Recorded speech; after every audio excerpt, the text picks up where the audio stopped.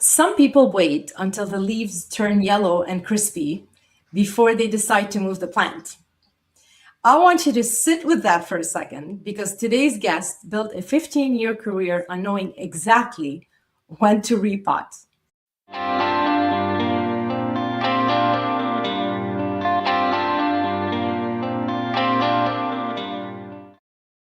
Welcome to the Neuro Leadership Edge. I'm Claire Hayek, neuro leadership expert, TEDx speaker, and founder of Mind, Soul, Purpose Team Building. I spent more than 20 years leading high-stakes projects and teams under pressure in engineering. And this whole podcast is about guesting leaders and talking about pressure and what it does, how our brain defaults to our pressure patterns, and how to actually move on from that instead of reacting, directing. Today, you learn why staying loyal to the wrong context can quietly cost you your growth. You'll learn how to recognize the exact moment your learning stalls before it becomes an actual crisis. And you'll also learn why the leaders who last are the ones who know when to leave, not just when to stay. My guest today is Scott Floyd. Scott leads global benefits and well-being at Cisco Systems, supporting employees and families across more than 80,000 people in over 95 countries. Imagine that. He's also one of the leaders whose story shaped my upcoming book, and I'm so proud to have him in it. My upcoming book, The Leadership Skill Nobody Taught You, Calm Under Fire in the Age of Disruption.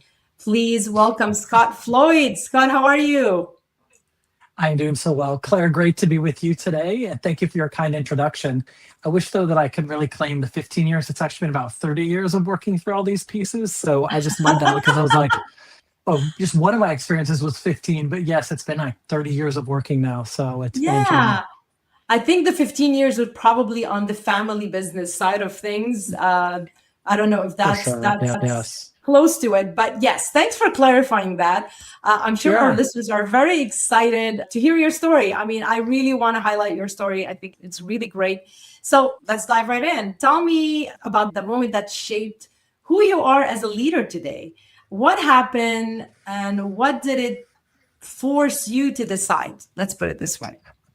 I know, I love that. And I think our ability to talk about our journey, it's funny to me because when you're young, you sometimes at least I was, other people may be immediately confident in everything, but it wasn't as easy for me to talk about some of my early experiences until later when I really realized that for us leaders, we are authentically shaped by so many of our work steps and career steps.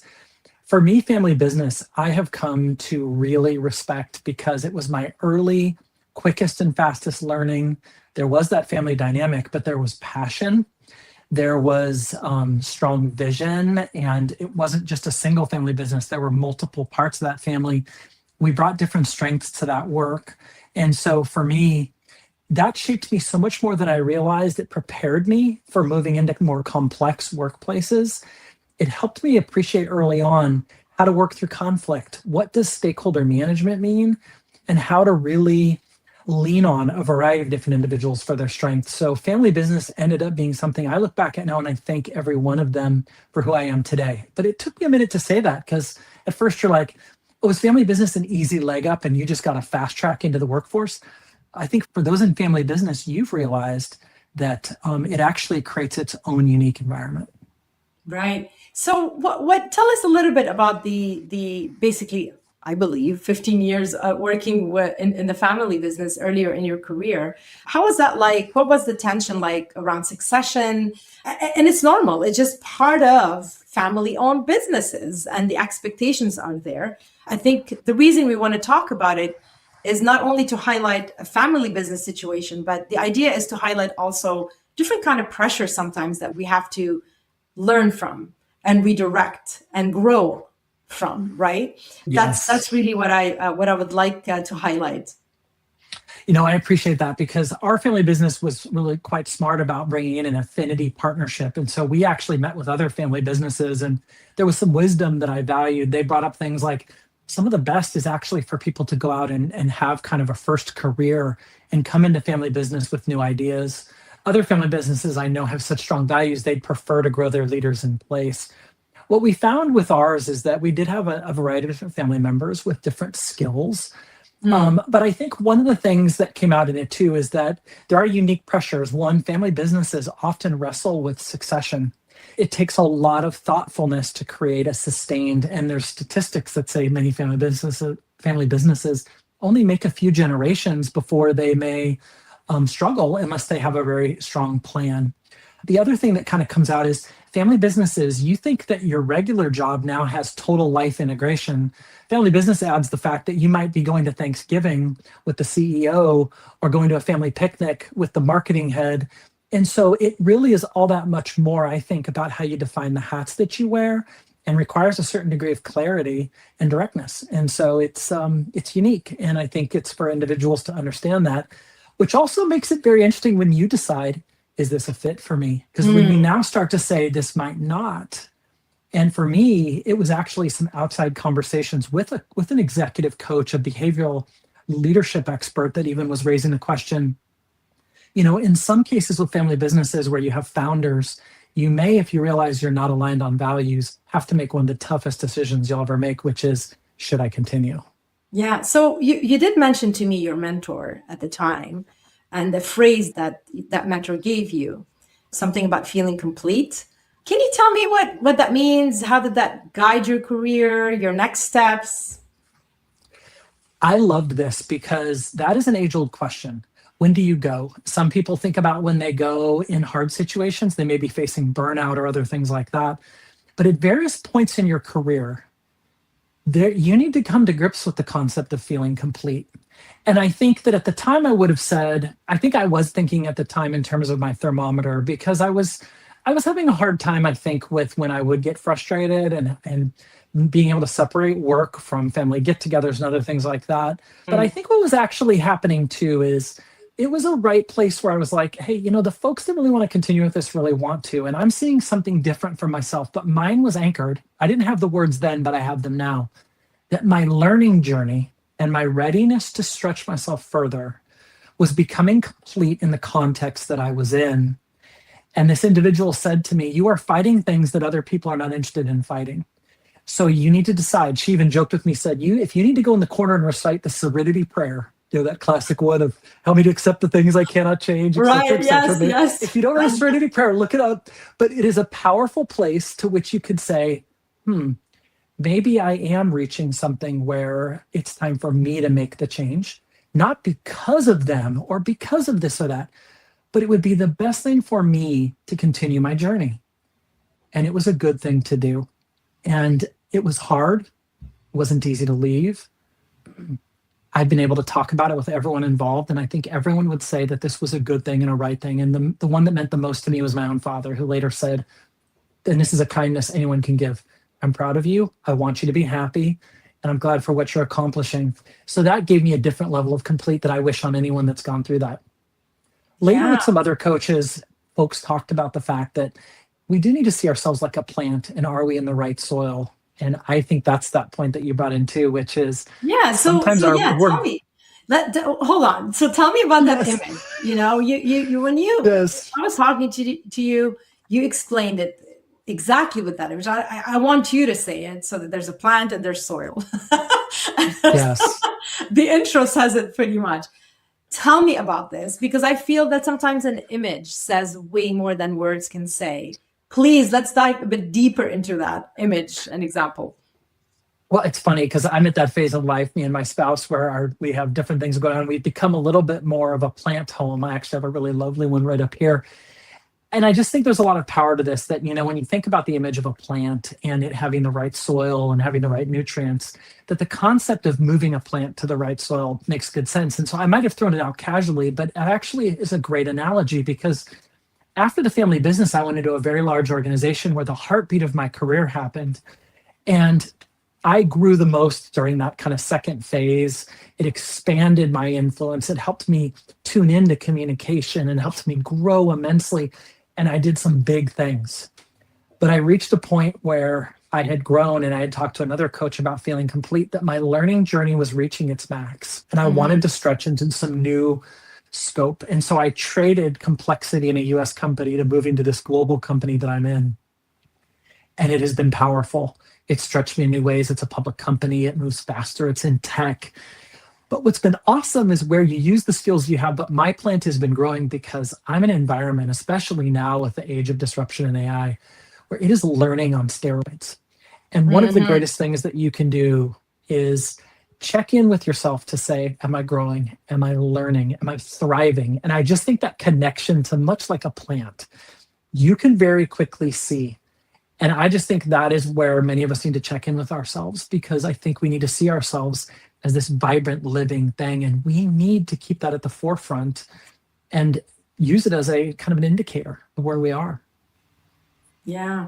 I mean, this is such a good example. What your mentor mentioned to you, in my opinion, is one of the clearest examples of calm under fire that I've heard. Most people treat discomfort, the discomfort of staying and doing the status quo, the status quo period, this discomfort of stagnation, as something to Mm, kind of push down on or outlast. But your mentor mm, gave you permission to treat it as data instead. If we look at it, if we look at it that yes. way, and that single reframe, from enduring the feeling to reading into the feeling, is basically what pressure proof leadership is all about. Being under a certain pressure to make a decision, or feel stagnated, or feeling lost, is data. Pressure is not the bad guy or the Yes. bad gal, right? It's Yes. there to teach us, it's there to challenge us. But what we default to is what's the most important thing. Do we default to a pressure pattern, a survival pattern, or do we really are able to zoom out and get back into our strategic brain, our brain CEO, the prefrontal cortex, get out of the survival brain and go, what is this telling me right now? What's Mm, happening, and how can I read into this? Is there something to read into, as opposed to just yeah. default to running or controlling or being quiet or procrastinating or being in denial? I mean, there's so many pressure patterns. It'll take a whole hour to go Wow. through them, but I find that very interesting when you look at it in the neuroscientifically side of things, how that Yes. works and how you reacted and how your mentor helped you basically Yes. look at it from a different angle, right? I love what you're saying on even that concept of treating the situations that we're in as data. What's powerful about it is it's teaching us to notice. And we really need to notice, and we need to hold intention some of these different points. Like you said, the leaders are under pressure. We also know, and all of us that have been further in our career know, we thrive in this, much like exercise is putting your body into a form of stress, and you kind of notice and what comes out the other side of it. A similar way to this too is we know in our careers what we build over time is that intuition to know, much like even change curves and other things in life, there's initial excitement, there's the reality, there can be that valley of despair, and then you eke your way out of it. And some of what's so cool about what we do is we've got to be tuned into our environments and what we need. Like, I'll give you an example. There's things about my job that are very hard right now. There's been some high ups and downs. There's been things to work through. But throughout it, what I try to do is I notice, I breathe, I check in to say, am I still learning? Am I growing? Are the people around me learning and growing? And I just think that no matter how far down the road you are, you have to check in. Am I starting to succumb to fear? Because fear would have kept me from making that hard decision with the family business. Loyalty.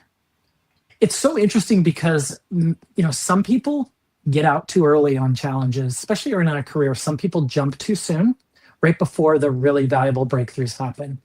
Sometimes loyalty and fear cause us to stay too long, and our impact and our influence is actually shrinking because we're like this plant that's yellowing. But I think there's this other side where it's like you got to keep checking in and know. And so for me, feeling complete would be when learning stops. I think one of the things that I worry about right now in industry is I'm seeing a lot of people that talk about, oh my gosh, work has changed so much with AI. Am I still relevant? Am I still needed? But actually, it just Mm. feels like we're entering this age where it's like, no, no, no, don't get scared off by this. Activate learning, activate noticing, recognize that right now more than ever a multi-generational workforce is needed. And so we just got to really tune into our natural human responses. And I think to the point you made too about how our brains are wired, it's a powerful time to be noticing even more and really checking in with, am I still growing? Am I still learning? And that helps a lot. Yes, and this is the whole thing. Having that ability, or building the ability, or training your brain to practice the ability, the skill to be able to pause, think, even if it's 30 seconds. We're not talking 30-minute Yes. meditation here. Just to have that. No, literally. I mean, if you think about it, because we talk about mental health, we talk about mental fitness, we talk about, and that's wonderful. That's great. That is important. We need to talk about it. So important. But people Yeah. don't understand. We talk about resilience. What is resilience?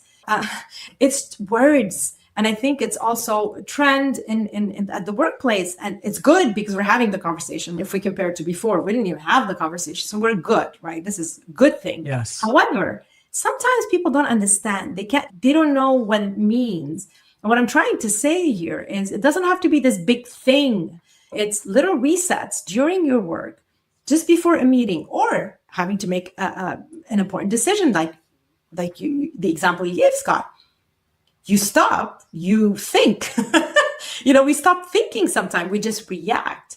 And sometimes That's just right. taking a 5-second, 10-second breath, deep breath, and just or just going, go get a coffee, come back, go get a glass of water, stretch your legs, come back. Yes. You're already interrupted the survival pattern, and you're in the right brainwave, literally, to think creatively and strategically, as opposed to just react.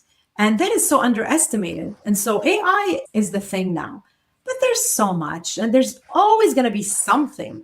The idea is, where are you? Which brain are you in? How are you showing up? How grounded are you? And are you able to make a decision with clarity, focus, and show up with calm authority when everybody around you need it? And are you willing to, if you're not, are you willing to practice and train your brain to do that? Because that doesn't happen because you decided all of a sudden to be self-aware. You need to practice it. It happens with the pressure. And this is why pressure is not the bad guy. It's there to teach you. It's there to wire that new habit. It's there to wire that ability to become resilient. Okay, because resilience is built with pressure. If there's no pressure, how are you going to be resilient, right? So I'm trying to kind of give that positive sense of, you're always going to have challenges, whether it's at home or at the workplace.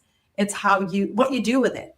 And the example you gave, Scott, is brilliant. And it's so simple. And you apply it every day. I can tell. Am I wrong? Well, and Claire, I think you are so spot on this. You and I modeled it today, as we joined today from many different things. Absolutely. We had some little technology snafus, but what's so nice is, here's what I know when I got on with you. Claire, it's always an energizing, powerful experience to be with you. So I could walk into it and say, I can't wait to be with Claire today. And then you get the chance, we get the privilege of having this conversation. And so we try to teach this at our organization as well. Little resets, little steps. I've heard of CEOs that said, touching a doorknob reminds them, I'm going into a new meeting with new people. Or I had a call earlier today that I was like, there wasn't a good outline for the conversation, but I walked in, I said, I cannot wait to meet with these people. I know they have passion and a great topic. And I just framed, and it's just those little things where I think this is where you can say, we have the privilege of continuing to make an impact and build great things with other people. And it just changes our mindset. So thank you, Claire, for modeling that and what you shared. Well, thank you for doing the same thing. I think, self-awareness is definitely, young leaders are very interested in it. And I think we need to, as senior leaders, instill that and practice that. It's never too late. The brain is not plastic. Right. You wire it just so you die. There's no limit on what you can rewire. And I think more and more people are talking about this. And this is why I have this podcast, because I want to talk about bold leadership and what we've learned and what my guests learned, and bring it to the listeners. Because maybe somebody listening right now and going, oh my God, I'm exactly going through this. And thank you, Scott, for talking about this and bringing this forward. So here we are. Time always flies on the show. Let's do rapid fire. I'm going to throw some questions at you. These are short answers, and then we'll wrap up right after that. You ready? All right. I'm ready. And look, I'm going to have to practice it in real time. I'm going to have to just be ready. So go for it. Oh, no pressure. All right. Yes. Deep breath. I feel like I'm on a game show or something. I'm ready. Hit me with it. Where's the buzzer, right? Anyway. I know. I want points. I want points if I win. You got it. All right. So here's the first question. give me one word you'd use to describe pressure. Ooh. I just think of it as energy. Everyone around is creating energy. And so you can respond to it in different ways. And oftentimes, when pressure comes down, I think curiosity is the right answer. Tell me more about the energy. What's motivating you? Those things help. And it turns your brain into a receptive one because now you're like, I want to learn about this energy. It's just a little Absolutely. technique. Yeah, absolutely. I love it. What do you do in the first 60 seconds of a hard conversation? Yeah, that especially even sometimes you don't know what's coming, right? You can get on a call with someone and not realize that the Mhm. conflict or the expectation gap is there. I think the very first thing is breathe. Again, curiosity. Treat it as real. The best way to work with people is to take them very, very seriously. So when you've got conflict, don't treat it as an interruption. Don't treat it as unimportant. It is the most important thing because it is in your lap and it's one of the privileges we get to have. So just don't downplay it. Own it, Mhm. breathe, get curious, and dig into it. There's always So key. something you learn, right? Yeah, absolutely. Well, And yeah, it's it's you have to. how you take it, right? How do you show up in front of it? Yeah, one author I read just said that one of the most important privileges we get is to work with human beings, and the best way to humanize a person is to take them very seriously, which also means respect. And so I think even in a source of conflict, I, I mean, I even use this hack when someone cuts me off in traffic. I have to tell myself something like, if they're late to work one more time, this must be it. So it must have been very important for them to cut me off. It's an immediate hack to be like, are they doing Absolutely. okay? All of a sudden you go to Absolutely. empathy instead of like wanting to like, rear back up and let your anger kick in. Exactly. And sometimes I tell myself I can't really see who's driving. Maybe it's an elder, maybe somebody Yeah. doesn't, Yeah. and it just or somebody's driving their pregnant partner to the hospital. I mean, you got to change completely. And you're doing this first in a way for yourself to calm yourself down because your That's nervous right. system will thank you. And then you Yeah. just It's like, see it in perspective and you get really yeah. creative with things. And what is the alternative? Getting angry. How is that really serving you? It's not. So Right. we're I love it. definitely, that's why I like you, Scott. Oh, we're tuned. Okay, we're tuned in. So, best advice you ever ignored? Oh gosh. It probably is in the realm of maybe even giving up, turning my back on something. I think there's times when people they like, especially even for those people that are most loyal in our life, they may give us that quick reaction. It's important to treat everything as information. Like when you said data earlier, I think this is why it matters. Who is in your circle of people that speaks to you? Because for some people, they may have a very tight circle with very trusted people, but if their point of views are too consistent, it could cause you to take action on something. I've even had my wife say to me, "Oh, you're getting frustrated about that, but guess what? That's your typical cycle. Give it a couple months, give it a couple weeks, whatever it is. She's like, you'll change." And so it's good to spread with people too that also are like, no, I'm not going to advise you to give up on that. Stick with that. So I think sometimes you even have to say, that's not the right advice for me right now on this. And that could even be thanking them and appreciating their voice, but not going with it. All right. Thank you, Scott. I'm going to have to wrap up. So, if this conversation, anybody listening right now, if this showed you anything, it's that pressure doesn't build leaders by accident. It actually builds them when you learn to read it instead of just survive it. And if you want to know exactly what pressure is costing your team right now, I built a free 4-minute diagnostic. It literally maps where pressure is limiting leadership and team performance, your leadership as well, not only your teams. Go to clairehayek.com/pp-scorecard and you'll get your results instantly. And as you all know, I'm launching my book. It's very soon. It's called The Leadership Skill Nobody Taught You, Calm Under Fire in the Age of Disruption. And it's coming out September 9th. If you're interested in joining the early readers group with exclusive access to the book before it actually launches, go to clairehayek.com/book to sign up. And finally, do hit the subscribe and follow to the Neuro Leadership Edge. Every single subscriber helps this show grow, reach further, and bring you the caliber of guests and conversation that actually move the needle. Scott, any last words before we say bye to everyone? No, I want to acknowledge and thank you for how you approach this work, for what you are sharing with individuals. All of this is a journey and learning, and this is a skill. Like you said, I loved how you framed too. This is something we can practice for the rest of our lives. And when we model this well, both in ourselves, to those around us, those, our coworkers, or even to loved ones, which we can't forget that a lot of these principles translate, it has an Mhm. impact on people. And we have to see ourselves as having an impact on people that we get to enjoy the rest of our lives. So thank you for what you do and the way in which you do it, Claire. It encourages me, and this has been a boost for me today to spend time with you. Thank you, Scott. Thank you for coming to the show. As always, everyone, lead boldly, stay human, and turn every challenge into a gift. You can always find one gift